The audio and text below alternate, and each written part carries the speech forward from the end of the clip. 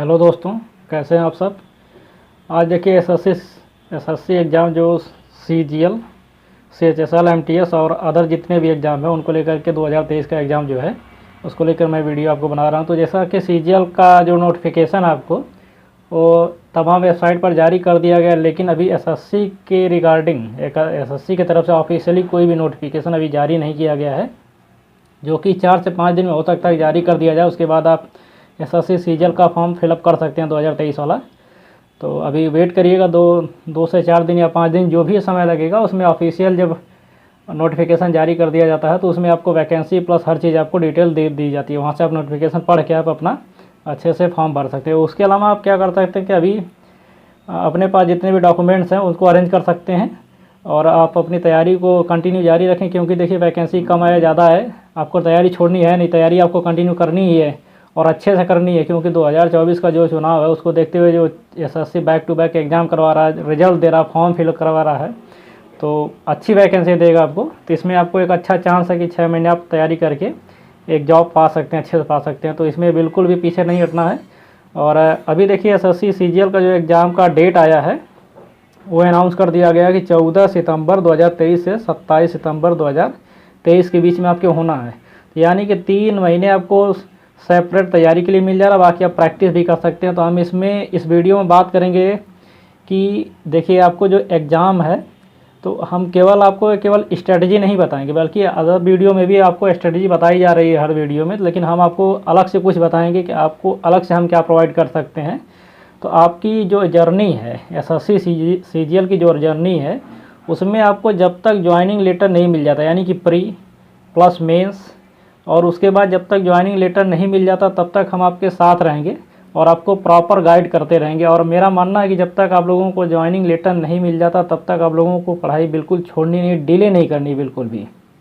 और दूसरी चीज़ मैं आपको बताऊंगा इसमें कि डेली वाइज मैं आपको गाइडेंस करूंगा टास्क के माध्यम से, पर डे टास्क दूंगा, ताकि जैसे आप लोग मान लीजिए अगर स्ट्रेटजी वीडियो कहीं बना लेते हैं, देख लेते हैं, टाइम टेबल खुद का बना लेते हैं तो उसको फॉलो नहीं कर पाते हैं, बीच में छूटने लगता है, डिले होने लगता है, या डिमोटिवेशन के कारण जो छूट जाती है तो पढ़ाई आपको बड़ा नुकसान हो जाता है। इसके चक्कर में मैं आपको टास्क दूंगा, तो पर डे एक डेली टास्क दूंगा, जिससे आपको क्या होगा कि पर डे आपको एक नया टास्क रहेगा आपके पास में, नया एक टारगेट रहेगा कि इसको आपको करना ही है, पूरा करना ही है, ताकि आपकी तैयारी कभी भी डिले ना हो। और मैं आपको इसके अलावा 10 से 15 क्वेश्चन आपको total GS, math, reasoning, English से कॉन्सेप्चुअल जो है उसको मैं आपको उस पर ओवरव्यू दूंगा, ठीक है ना, उस पर थोड़ा सा आपको ओवरव्यू दूंगा ताकि आपको पता चले कि हाँ किस टॉपिक से क्या पढ़ना और कैसे पढ़ना। अगर मान लीजिए आप बिगनर्स हैं तब भी आपको दिक्कत ना हो, हर चीज़ें आसानी से समझ आ सकें। तो ये चीज़ मैं आपको प्रोवाइड करूँगा। बाकी आपको पता है कि 3 महीने लगभग आपको ड्यूज है प्री में, और मेंस में जो आपकी 3 महीने मिल जाता है एग्ज़ाम डेट ख़त्म होने के बाद। लेकिन आप प्री का एग्ज़ाम देने के बाद आपको बैठना नहीं, तुरंत मेंस के लिए लग जाना है। प्री में अगर आप 3 महीने अच्छे से कंटिन्यू पढ़ लेते हैं तो आपको मेंस के लिए अलग से कुछ नहीं पढ़ना पड़ेगा, बस आपको केवल प्रैक्टिस करना पड़ेगा, ठीक है। तो प्री में आप ध्यान रखें कि भले क्वालिफाइंग नेचर का एग्ज़ाम, लेकिन आपको ऐसा पढ़ना ताकि मेंस में अलग से पढ़ने की ज़रूरत ही ना पड़े, केवल प्रैक्टिस ही करें बस। बात कर लेते हैं एग्ज़ाम डेट की। तो एसएससी सीजीएल की देखिए आपको मैं बता ही दिया हूँ कि ऑफिशियल वेबसाइट पे भी जाकर देख सकते हैं, मैं आपको नोटिफिकेशन टेलीग्राम चैनल पर दे दूँगा। तो 14 सितंबर से 23 सितंबर के बीच में होने वाला है 10+2 का एग्ज़ाम जो 2022 का है। देखिए 26 जून 2023, तो अभी आपका ठीक ठाक लगभग 2 महीने के करीब में दिन मिल जा रहा। तो जो भी मेंस वाले लड़के हैं बच्चे वो अपना तैयारी कर सकते हैं, मेंस का दे सकते हैं अच्छे से, सीएचएसएल का। एमटीएस के लिए भी देखिए ठीक ठाक डेट मिल गया, 2 मई से 19 मई चलेगा, फिर उसके बाद 13 जून से 20 जून के बीच में चलेगा। फेज 11 का जो एग्ज़ाम है 27 जून और 30 जून के बीच में एग्ज़ाम आपका चलेगा। तो ठीक ठाक डेट मिल गया, आप अच्छे से तैयारी करके इसको एग्ज़ाम को फेस कर सकते हैं, बशर्ते कि प्रॉपर स्ट्रेटजी के साथ आप इसको फॉलो करें। अब हम वीडियो में बात कर लेते हैं कि एसएससी एग्ज़ाम की जो है रणनीति कैसे बनाई जा सकती है। अगर मान लीजिए आप एकदम बिगनर्स हैं या अभी स्टार्ट किए हैं या अभी कर रहे हैं आप, तो इसमें देखिए सिलेबस सबसे पहले देखते हैं, एग्ज़ाम पैटर्न देखते हैं, कट ऑफ देखते हैं कि फिर फाइनल कट ऑफ देखते हैं कि जो फाइनल कट ऑफ जाती है कितने पर बच्चों का सिलेक्शन हो जाता है, यानी कि उनको पोस्ट मिल जाती है, उनको विभाग मिलता है, अलाउट किया जाता है, वो कितना कट ऑफ जाता है, ठीक। बाकी बुक लिस्ट की बात करेंगे हम, टास्क जो मैं आपको प्रोवाइड करूँगा डेली बेसिस पे उसमें क्या है क्या नहीं है और क्या चीज़ इससे आपको क्या प्रॉफिट मिल सकता है इसके बारे में बात करेंगे। प्रीवियस ईयर क्वेश्चन पेपर कहाँ से करेंगे आप, प्रीवियस ईयर क्वेश्चन कहाँ से कवर करेंगे, मॉक टेस्ट कहाँ देंगे, टेस्ट सीरीज कहाँ से परचेज करेंगे, इन सब बातों के बारे में डिटेल में हम बात करेंगे। तो देखिए सिलेबस में आपको जीएस में आपका स्टैटिक जीएस और डायनेमिक जीएस दोनों को इंक्लूड करके आपको क्वेश्चन पूछा जाता है। यानी कि आपको केवल स्टैटिक या केवल डायनेमिक नहीं पढ़ना बल्कि दोनों इंक्लूड करके पूछा जाता है क्वेश्चन एग्जाम में।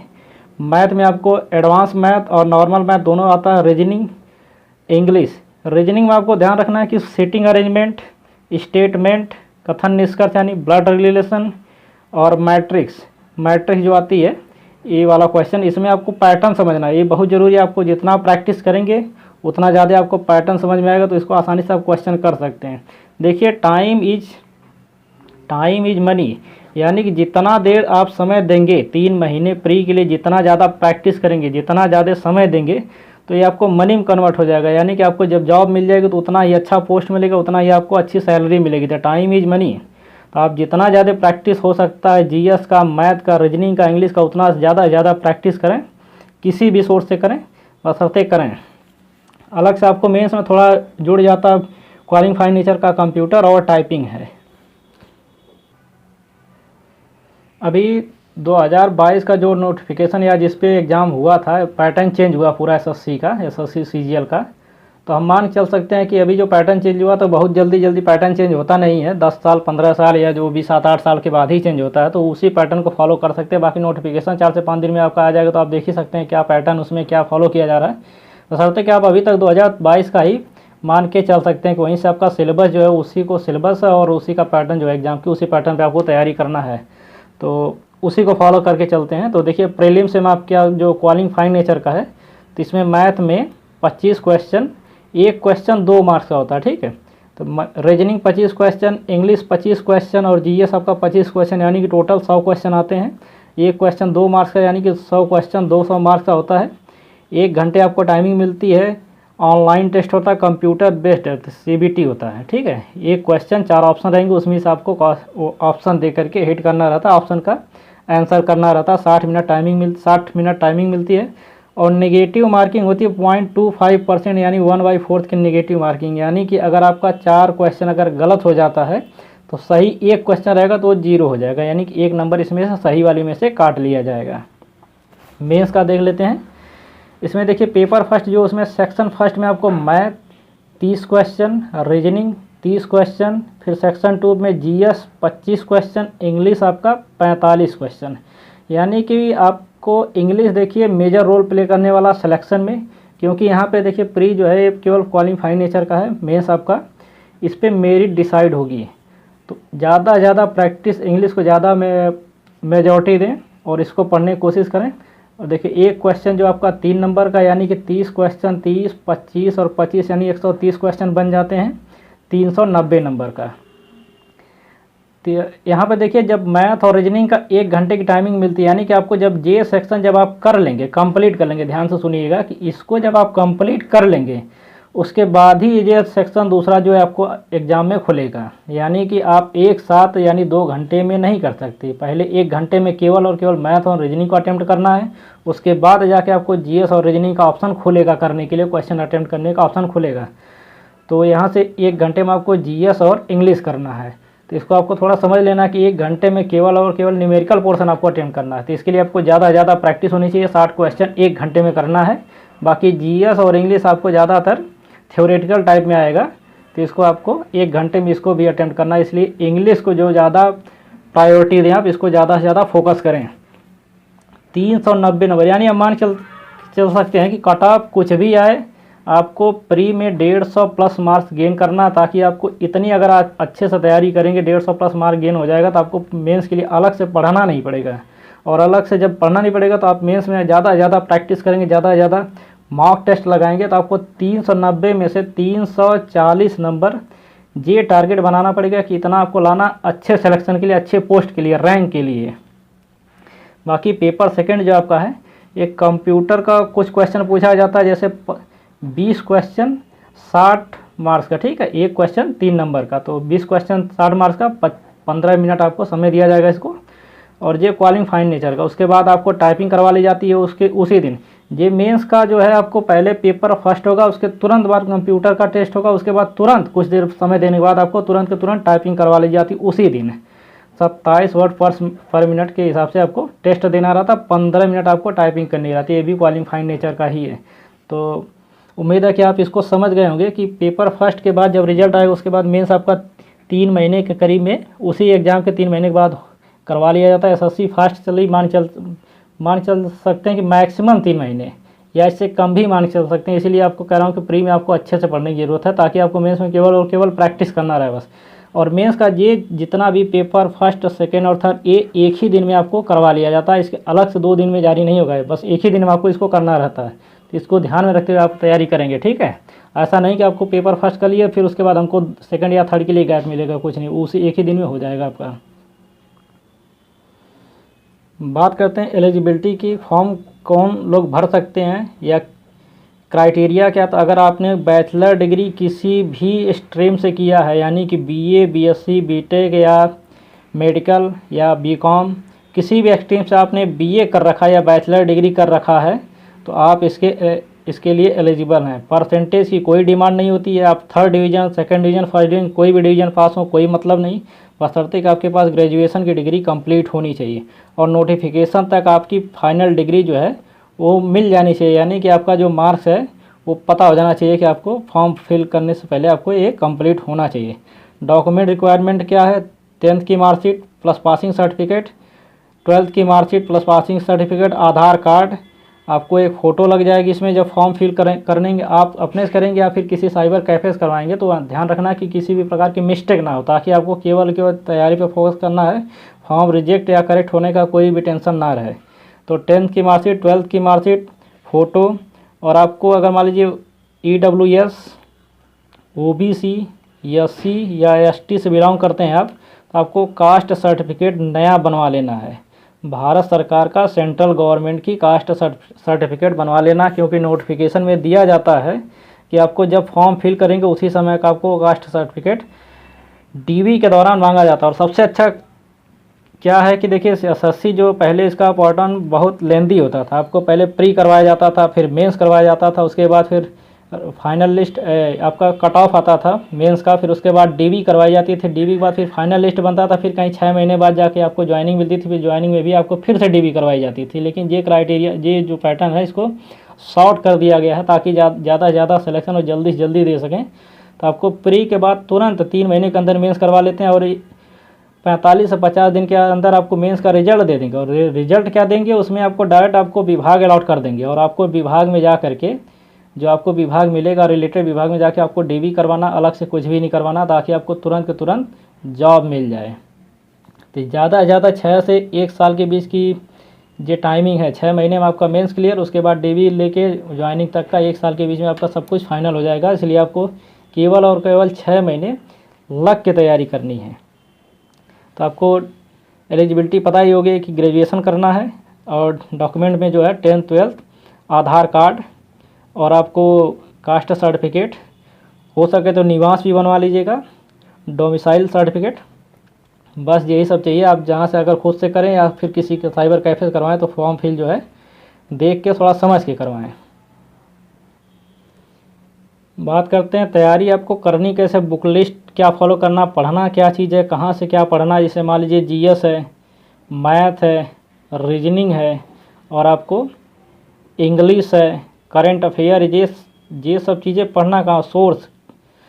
तो सोर्स आपको मिनिमम रिसोर्सेज रखना है, मिनिमम से मिनिमम रिसोर्सेज रखना, उसको बार बार रिवाइज करना, बार बार प्रैक्टिस करना। तो मैथ के लिए आप किसी एक बुक ले लेंगे, कॉन्सेप्ट के लिए किसी भी कोचिंग का या किसी भी पब्लिकेशन का ले सकते हैं आप, मार्केट में तमाम बुक्स अवेलेबल हैं। तो केवल और केवल प्रैक्टिस अरे कॉन्सेप्ट के लिए लेंगे, बाकी प्रैक्टिस या प्रीवियस ईयर की कोई भी बुक आप नहीं लेंगे। इंग्लिश के लिए आप नीतू मैम का ले सकते हैं, किसी का भी बुक ले सकते हैं, देख सकते हैं आप। GS के लिए आप लूसेंट, किरण पब्लिकेशन या ब्लैक बुक को फॉलो कर सकते हैं, तीनों में से कोई एक बुक होना चाहिए आपके पास में। और रीजनिंग के लिए केवल और केवल आप जो टेक्स्ट बुक ऐप आता है, टेक्स्ट बुक टेस्ट सीरीज़ का, वहाँ से जो है मैं आपको बताऊंगा कि यहाँ से कैसे आप फॉलो करेंगे। तो अलग से रीजनिंग के लिए कोई बुक नहीं लेना, कुछ भी नहीं परचेज़ करना है। बाकी टेस्ट सीरीज़ के लिए आप टेक्स्ट बुक को परचेज़ करेंगे, टेक्स्ट बुक को, और मिनिमम 1 साल का, 1 साल का आप सब्सक्रिप्शन लेंगे। इसमें आपको क्या क्या फ़ायदा मिलेगा टेक्स्ट बुक में कि आपको previous year question paper minimum 5 साल का, और इसमें आपको 40 सेट दिया हुआ है, CGL का 40 सेट दिया हुआ है। और उसके बाद मॉक टेस्ट आपको यहीं पे मिल जाता है, कम से कम 10 से 12 मॉक टेस्ट, यानी 50 सेट अगर आप इसको अच्छे से कर लेते हैं तो आपको अलग से कुछ करने की ज़रूरत ही नहीं पड़ेगी। 50 सेट यानी कि 100 क्वेश्चन एक मॉक टेस्ट में या एक सेट में, तो 5000 क्वेश्चन आपको यहीं से तैयार हो जाएगा। बाकी आपको मैथ का जो प्रैक्टिस करना है तो यहाँ पे जो टेक्स्ट बुक में टॉपिक वाइज क्वेश्चन दिया रहता है, चैप्टर वाइज क्वेश्चन दिया रहता है। इस प्रकार इंग्लिश का, GS का, करंट का, रीजनिंग का सब दिया रहता है, तो यहीं से आप topic wise, chapter wise cover कर सकते हैं। बाकी जो ये 40 सेट जो मॉक टेस्ट वाला जो है, इसमें आपको 100 क्वेश्चन में 25 question reasoning, 25 question math, 25 English और 25 GS का क्वेश्चन दिया जाता है। तो यानी हर टॉपिक से आपको क्वेश्चन मिल जाता है। अब इसको करना कैसे मैं आपको बताऊंगा कि डेली बेसिस पे मैं आपको टास्क दूंगा। टास्क में क्या रहेगा कि आपको टाइम टेबल के तहत इसको फॉलो करना है। पर डे आपको 8 घंटे पढ़ना है, और इसको छोड़ना नहीं, पर डे डेली बेसिस पे दिया जाएगा। कुछ कुछ चैप्टर या कुछ कुछ टॉपिक जो है, जैसे कि आपको टेक्स्ट बुक में गए आप, उसके बाद प्रीवियस ईयर क्वेश्चन पेपर जो प्रीलिम्स का जो 40 सेट है, उसमें से आपको एक एक टेस्ट पर डे दिया जाएगा कि आप उसको करना है। तो डेली बेसिस पे आपको एक फुल टेस्ट PYQ करना है, और सप्ताह में सैटरडे को शाम को 5 बजे के बाद आपको एक मॉक टेस्ट देना है हर वीक में। उसके बाद यहाँ से आपका 40 + 10 जे हो गया, और ऑल सब्जेक्ट का जो है आपको 10 से 15 क्वेश्चन का मैं आपको ओवरव्यू दूंगा, कॉन्सेप्ट बताऊंगा। मॉक टेस्ट आपको सैटरडे को देना है, और उसके बाद आपको मार्क्स एनालिसिस करना है। नोट्स मेकिंग कैसे करना मैं आपको इसको बताऊंगा कि नोट्स मेकिंग जो है, आपको जो क्वेश्चन और एग्ज़ाम हॉल स्टडी बताता हूँ आपको। देखिए, टेक्स्ट बुक में आप गए, यहाँ पे आपको SSC CGL का जो है टेस्ट सीरीज इनरोल कर लेना। इसमें PYQ प्रीलिम्स वाले में जाना है आपको। टेस्ट ओपन करना है, टेस्ट आप जो है ओपन करेंगे, लैंग्वेज चूज करेंगे हिंदी या इंग्लिश। इसके बाद टेस्ट स्टार्ट होगा, तो इसको स्टार्ट करने के बाद तुरंत के तुरंत इसको सबमिट कर देना। जैसे ही सबमिट करेंगे आप, फिर 1 बाय 1 क्वेश्चन जो है आप इसको अटेम्प्ट करेंगे। क्वेश्चन आपको नहीं समझ में आ रहा है, गलत हो रहा है आपका क्वेश्चन, सॉल्यूशन मैच करेंगे टेक्स्ट बुक में दिए हुए सॉल्यूशन से। तो उसके बाद आपको नोट्स में उसको नोट कर लेना, उतना ही कॉन्सेप्ट नोट करना जितना आपको ज़रूरत हो। बाकी बहुत ज़्यादा नोट्स करने की ज़रूरत नहीं है। नोट्स आपको भद्दा जब बनाने की ज़रूरत नहीं है। तो यहाँ से आपका शॉर्ट नोट्स तैयार हो जाएगा। बाकी मैथ, इंग्लिश आपको नीतू मैम की वॉल्यूम 1, वॉल्यूम 2 करना है। GS आपको बता ही दिया, लूसेंट किरण। और करंट अफेयर जो है, इसमें आपको कॉन्सेप्ट अगर अच्छे से डेवलप करना है तो आप स्पीडी को फॉलो कर सकते हैं। स्पीडी जो करंट की बुक आती है, इसमें सब चीज़ कंपाइल करके पूरा कॉन्सेप्ट, पूरा जो है आपको स्टैटिक वाला जो जीके है, ये आपको दे दिया जाता है। बाकी थोड़ा सा इसको आप जब ये तैयार हो जाए आपका, तो उसके बाद थोड़ा सा आप अपर व्यू में जा सकते हैं, तो आपको घटना चक्र की पॉइंटर को फॉलो कर सकते हैं। ये भी काफ़ी अच्छी बुक है। यहाँ से डायरेक्ट आपको क्वेश्चन करंट का पूछ लिया जाता है, तो इसके बाद इसको आपको फॉलो करना पड़ेगा।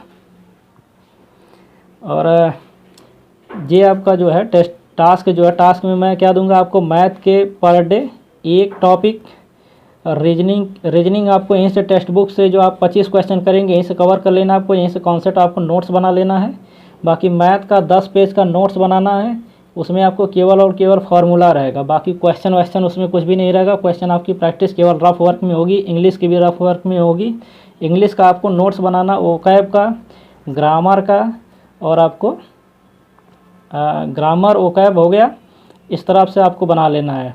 और यहाँ से देखिए, वोकैब आपको कहाँ से करना है, एक तो बुक से कर लेना, दूसरा चीज़ की और हाँ रीडिंग, आपको रीडिंग डेवलप करनी है। तो उसके लिए आपको द हिंदू एडिटोरियल जो है, द हिंदू पेपर का एडिटोरियल सेक्शन जो है, या फिर इंडियन एक्सप्रेस कोई भी एक न्यूज़पेपर का, या ज़्यादा प्रेफर करें आप द हिंदू का, तो इसको एडिटोरियल उठा के एक तरफ से पढ़ना। और जो 15 वर्ड ना समझ में आए उनको आपको नोट में नोट्स कर लेना। नोट कैसे करना है, देखिए आप यहाँ पे गए और यहाँ पे लिखे उसके बाद केवल और केवल 15 पर डे 15 वर्ड ही आपको तैयार करना है, ज़्यादा न कम। इससे ज़्यादा भी करेंगे तो आप भूलने लग जाएंगे, आपको बोरिंग लगने लग जाएगा 2-4 दिन बाद। तो वर्ड में आपको 1 से 15 तक का वर्ड लिख लेना है। या इसके बाद यहाँ पे आपको इसका हिंदी अर्थ लिखना है, फिर एंटोनिम्स, फिर सिनोनिम, फिर इससे रिलेटेड एक सेंटेंस बना लेना है। इस तरह से आपको इसको बनाना है। मैथ में आपको 10 से 15 पेज आपको बनाना है।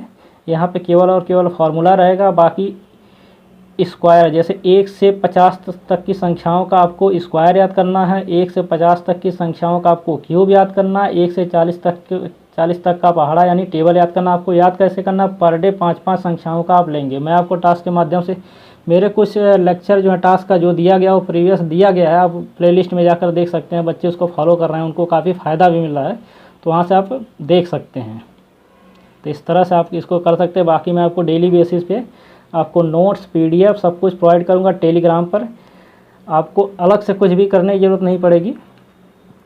और ये स्ट्रेटजी मैं आपको सिविल सर्विस की स्ट्रेटजी बता रहा हूँ, ताकि आपको इस पर जो है बिल्कुल भी भटकने की ज़रूरत नहीं, अलग से कुछ करने की ज़रूरत नहीं। हाँ, यूट्यूब का इस्तेमाल कम से कम करें, सोशल मीडिया का यूज़ कम से कम करें, और अपने एग्ज़ाम को ध्यान से तैयारी करें। और जैसे नोटिफिकेशन आता है आप अपना फॉर्म फिल करें। बाकी नेक्स्ट टास्क मैं दूंगा, आप उसको करते रहें। बाकी मैंने अभी तक 12 या 13 टास्क जो अपलोड कर दिया, उसको आप देख करके उसको भी फॉलो कर सकते हैं। इसी के साथ क्लास को बंद करते हैं। Thank you.